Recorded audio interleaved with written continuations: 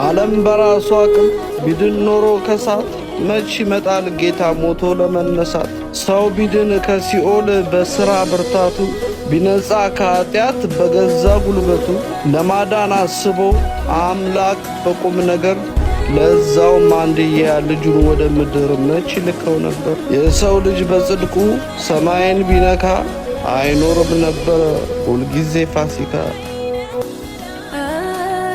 ሌሊቱን ሙሉ ደም እስኪያንጠባጠብ እየተጨነቀ ያደረ በጠዋት መገረፍ የጀመረ ያንን ሁሉ ኪሎ ሜትር በእግር እየሄደ ነው። አስባችሁታል ኢየሱስ ምን ያህል እንደሚደክም? አስባችሁታል ምን አይነት የመከራ መንገድ እየሄደ እንደሆነ? በዛ ላይ የሚገባበት ቦታ በሙሉ ዱላ ይጠብቋል። ይገረፍ ነበር፣ ይሰደብ ነበር፣ ምራቅም ይተፋበት አለ። ልብሱን አውልቆ በበትር ይመታዋል የፈለገው። በዛ ድመት ጅራፍ በሚባለው 40 ገረፉ። ሹልሹል ብረት አለ ላይ የነሐስ ሁኮች አሉት።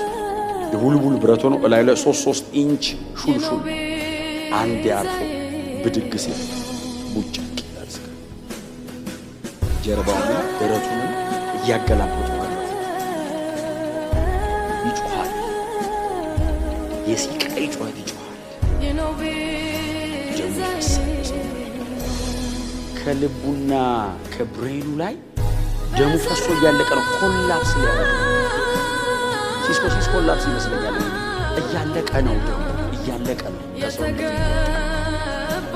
ያ ከሰውነቱ የሚወጣው ደም እላዩ ላይ ይረጋል። ቀጥሎ በጣም ስለሚመቱት ይወድቃል። አልበላም። ያን ሁሉ ኪሎ ሜትር በእግር ሄዷል። ወድቆ ብድግ ሲል አቧራውን ይዞት ይነሳል። በደሙ ጭቃ ይመስላል። ልጥፍጥፍ ፊቱ አይታይም። ጭንቅላቱን ስለመቱት በደም